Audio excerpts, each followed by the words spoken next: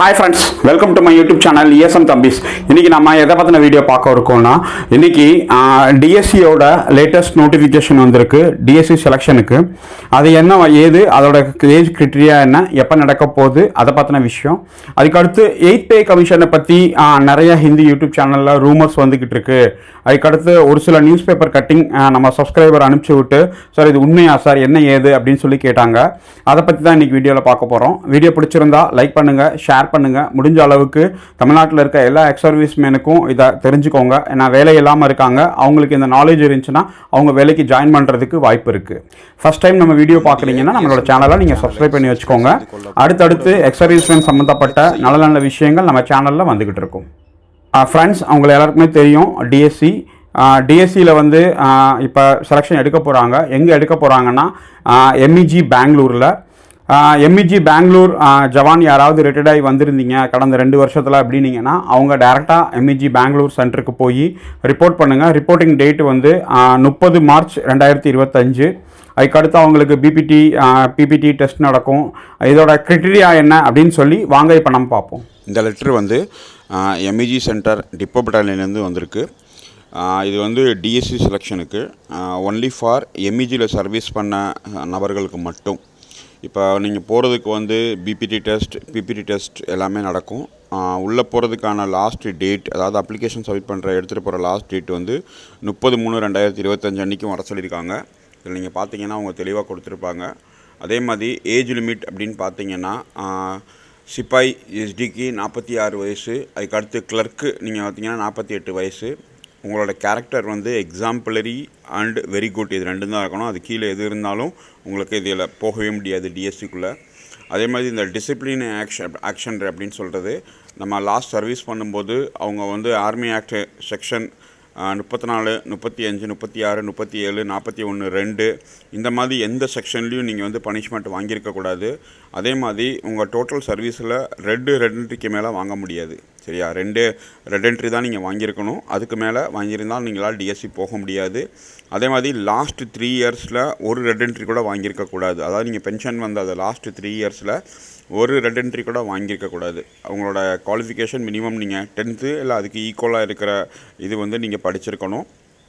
நம்ம ஏன் இது சொல்லிக்கிட்டே இருக்கோம்னா, நீங்கள் ஃபார்மர் சர்வீஸ், அதாவது ஆர்மியில் சர்வீஸ் பண்ணும்போது எந்தவித டிசிப்ளின் கேஸ்லையும் மாற்றிருக்கக்கூடாது. இந்த ஆர்மி ஆக்ட் செக்ஷன் எல்லாமே அந்த டிசிப்ளின் கேஸ் உள்ளது. 34, 35, 36, 37 அண்ட் 41(2) ஆர்மி ஆக்ட். இந்த ஆக்ட் மேலே நீங்கள் வாங்கியிருந்தீங்கன்னா உங்களுக்கு வந்து ஜாயின் பண்ணுறதுக்கு எந்த விதமான தகுதியும் இல்லை அப்படின்னு சொல்கிறாங்க. அதே மாதிரி மெடிக்கல் கேட்டகரி நீங்கள் பார்த்தீங்கன்னா ஷேப் 1 கண்டிப்பாக இருக்கணும். அதுக்கடுத்து வந்து இந்த ஆல்கஹாலிக் சிண்ட்ரோம் அப்படின்னு சொல்லுவாங்க, டெஃபிஷியன்சி சிண்ட்ரோம். அதாவது தண்ணி ஓவராக அடிச்சுட்டு அதனால் அவங்க வந்து பனிஷ்மெண்ட் வாங்கியிருப்பாங்க. அந்த இதனால் அவங்க வந்து ஆர்மி விட்டு ரிமூவ் பண்ணியிருப்பாங்க. அந்த ஆட்கள் வந்து கண்டிப்பாக டிஎஸ்சிக்குள்ளே போகக்கூடாது அப்படிங்கிறது இதில் இருக்க இம்பார்ட்டண்டான ஒரு கேட்டகரி. அதே மாதிரி இந்த கேப் பாயிண்ட் அப்படின்னு சொல்லுவாங்க. நீங்கள் வந்து 2 இயர்ஸ் சர்வீஸ் பண்ணியிருக்கணும். அதாவது ஜிடியாக இருந்தீங்கன்னா பென்ஷன் வந்து லாஸ்ட் 2 இயர்ஸ்க்குள்ளே நீங்கள் வந்து ஆர்மி ஜாயின் பண்ணணும் டிஎஸ்சிக்குள்ளே. இது கிளர்க்காக இருந்தாங்க அப்படின்னிங்கன்னா லாஸ்ட்டு 5 இயர்ஸ் அவங்க டேட் ஆஃப் டிஸ்சார்ஜுக்கும் இப்போ ஜாயின் பண்ணுற டேட்டுக்கும் 5 வயசுக்குள்ளே இருக்கணும். சரியா, இதில் வந்து ரொம்ப முக்கியமாக நீங்கள் பார்க்குறது வந்து இந்த ரூல்ஸு, குவாலிஃபிகேஷன், சர்வீஸு, அதுக்கடுத்து என்னென்ன டாக்குமெண்ட் எடுத்துகிட்டு போகணும் அப்படின்னு அவங்க சொல்லியிருப்பாங்க. டிஸ்சார்ஜ் புக்கு, ப்ரைவேட் உங்கள் சர்டிஃபிகேட்டு, பாஸ்போர்ட் சைஸ் ஃபோட்டோ, உங்கள் பிபிஓ காப்பி, அதுக்கடுத்து அவங்க வந்து வேறு ஏதாவது உங்கள் மேலே போலீஸ் கம்ப்ளைண்ட் ஏதாவது இருக்கா, இந்த மாதிரி. அதுக்கடுத்து உங்களுக்கு எக்ஸ்ட்ரா ஏதாவது தெரியும் அப்படின்னா அந்த டாக்குமெண்ட்ஸ், அதாவது கம்ப்யூட்டர் குவாலிஃபைடு, வேறு ஏதாவது நீங்கள் கோர்ஸ் பண்ணியிருக்கீங்க, இந்த மாதிரி விஷயங்கள் இருந்தாலும் நீங்கள் அந்த இன்டர்வியூக்கு நீங்கள் எடுத்துகிட்டு போகலாம். குறிப்பாக உங்களோட ஃபிசிக்கலை நீங்கள் வந்து ஸ்டாண்டர்டாக மெயின்டைன் பண்ணி வச்சுக்கோங்க. ஃபிசிக்கல் டெஸ்ட்டில் ஃபெயில் ஆகிட்டீங்க அப்படின்னா யாருமே உங்களை எதுவுமே பண்ண முடியாது.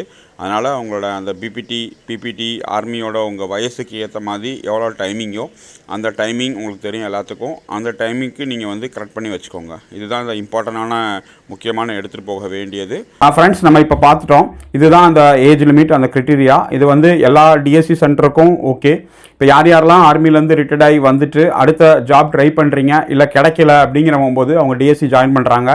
அதனால் அந்த ஏஜ் லிமிட் யாரெல்லாம் இருக்கீங்களோ அது வரைக்கும் நீங்கள் டிஎஸ்சி ஜாயின் பண்ணி அந்த ஜாபை வாங்கிக்கோங்க அப்படின்னு நம்ம சொல்லிக்கிறோம்.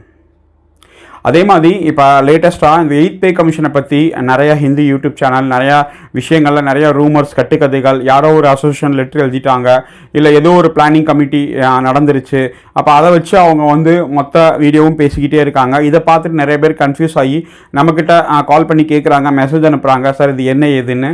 இப்போ ஒரு வாரத்துக்கு முன்னாடி தமிழ் நியூஸ் பேப்பரில் கூட அந்த 8th பே கமிஷனை பற்றி அவங்க ஒரு ஆர்டிக்கல் மாதிரி வெளியிட்டிருந்தாங்க. அந்த ஆர்டிக்கல் போடுறேன், இதான் அந்த ஆர்டிக்கல். இதில் பார்த்தீங்கன்னா இந்த மாதிரி வரும், இந்த மாதிரி செய்ய போகிறோம், இப்படி இருந்தால் இது இப்படி நடக்கும், இப்படி தான் அவங்க சொல்கிறாங்க. இது ஃபுல்லாமே ஒரு என்ன சொல்கிறது, ஏதோ ஒரு கட்டுரை எழுதணும், கதை எழுதணும் அப்படிங்கிற மாதிரி தான். அதனால் கிளியர் டிசிஷன் எதுவுமே வரல. ஏதாவது வந்துச்சு, அந்த ஃபிட்மெண்ட் ஃபேக்டர் மெயின் விஷயமே அந்த ஃபிட்மெண்ட் ஃபேக்டர். இதை பற்றி நம்ம ஆல்ரெடி கிட்டத்தட்ட ஒரு 1 month முன்னாடியே நம்ம வீடியோ போட்டோம். அந்த வீடியோ பார்க்காதவங்க போய் பாருங்கள். 5 வகையான ஃபிட்மெண்ட் ஃபேக்டருக்கு எவ்வளோ வரும் அப்படிங்கிறத ஆல்ரெடி நம்ம போட்டாச்சு. அதனால் திரும்ப நம்ம போடணும்னு அவசியம் இல்லை. அதனால் தயவு செஞ்சு நம்ம குரூப்பில் இருக்கிறவங்களும் நம்மளோட சப்ஸ்கிரைபரும் சொல்லிக்கிறேன், அப்படி ஏதாவது உங்களுக்கு ஒரு ஃபிட்மெண்ட் ஃபேக்டரை கவர்மெண்ட் அலௌன்ஸ் பண்ணினாங்கன்னா ஃபஸ்ட்டு நம்மளோட சேனலில் போட்டுருவோம். ஆனால் அது வரைக்கும் இப்படி ஆயிரும், அப்படி ஆயிரும், 2.86 5.56 இப்படி தேவையில்லாத கட்டுக்கதைகளை குழப்பி மாதம் பென்ஷன் உங்களுக்கு 50,000 ரூபாய் வந்துடும், 80,000 ரூபாய் வந்துடும், இப்படியே உங்களை வந்து ஆசை வார்த்தை காட்டி தூண்டி விடுவாங்க. எதையும் நீங்கள் நம்பாதீங்க. உண்மை எதுவோ எப்போ உங்களுக்கு கிடைக்குமோ அஃபிஷியலாக நம்மளோட நோட்டிஃபிகேஷன் வருதோ, அஃபிஷியல் ஆர்டர் வருதோ, 8th CPCயோட நம்மளோட ஃபைனல் PDF வருதோ, அதுக்கப்புறம் பார்த்துட்டு எவ்வளோ என்ன ஏது அப்படிங்கிறத நம்ம சொல்லுவோம். இன்னும் அந்த கமிஷனே இன்னும் உட்காரவே இல்லை. அது உட்காந்து அதுக்கப்புறம் அதோட ரெக்கமெண்டேஷன்ஸ் கொடுத்து அது வரதுக்கு கிட்டத்தட்ட டைம் ஆகும். ஆனால் அதுக்குள்ளேயே நிறைய பேர் நிறைய கட்டுக்கதைகள் பேச ஆரம்பிச்சிடுறாங்க. அதனால் தயவு செஞ்சு இந்த 8வது ஊதிய குழு பே கமிஷனை பற்றி நியூஸஸ் வந்துச்சுன்னா அது எதையுமே நம்பாதீங்க. எதை பற்றியும் யார்கிட்டையும் என்கொயரி பண்ண அவசியம் இல்லை. முடிஞ்ச அளவுக்கு நீங்கள் ஸ்ப்ரெட் பண்ணாமல் இருங்க. ஆனால் எல்லாமே ஒரு சில ஃபேக் நியூஸ் அவங்களா ரெடி பண்ணி அவங்களா செஞ்சு அவங்களா அனுப்பிச்சி விட்டுட்ருக்காங்க, அரசாங்கத்தை கலங்கப்படுத்தணும் இல்லை வேறு விதமான நோக்கத்தினால. அதனால் எதையும் நீங்கள் நம்பாதீங்கிறத நம்ம இந்த வீடியோ மூலமாக கேட்டுக்கிறோம். நம்மளோட சேனல் அஃபிஷியல் மெம்பர்ஷிப் வாங்கணும்னு விருப்பப்பட்டீங்கன்னா மெம்பர்ஷிப் இருக்குது, ஜாயின் பட்டன் இருக்குது. ஜாயின் பட்டனை கிளிக் பண்ணி மந்த்லி 29 rupees பே பண்ணி நம்ம சேனலோட அஃபிஷியல் மெம்பர்ஷிப் ஆகிக்கலாம். எல்லா வீடியோஸும் உங்களுக்கு இமீடியட்டாக வந்து சேரும். மெம்பர்ஷிப்பாக இருக்கிறவங்களுக்கு போட்ட உடனே, மற்றவங்களுக்கு லேட்டாக வரும், மெம்பர்ஷிப்க்கு இமீடியட்டாக வரும். அஃபிஷியல் மெம்பர்ஷிப்க்கு மட்டும் தனியாக நம்ம ஒரு வாட்ஸ்அப் குரூப் வச்சுருக்கோம். அதில் யாராவது மெம்பர்ஷிப் ஆனீங்கன்னா நம்ம நம்பருக்கு அதை காண்டாக்ட் பண்ணுங்கள், உங்களை அந்த வாட்ஸ்அப் குரூப்பில் நம்ம ஜாயின் பண்ணிடுவோம். வேறு ஏதாவது உங்களுக்கு டவுட் கிளாரிஃபை இல்லை நெக்ஸ்ட்டு என்ன வீடியோ போடலாம் அப்படின்னு நீங்கள் டவுட் இருந்துச்சு, சப்ஜெக்ட் இருந்துச்சுன்னா நீங்கள் அந்த கமெண்ட் செக்ஷன் இருக்குது, கமெண்ட் செக்ஷனில் கமெண்ட் பண்ணுங்கள். நம்மளோட வெப்சைட் இருக்குது www.esmthambis.com.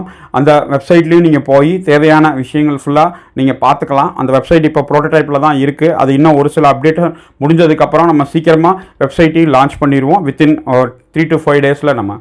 தேங்க்யூ வெரி மச் வாட்சிங் திஸ் வீடியோ. ஜெய் ஹிந்த்.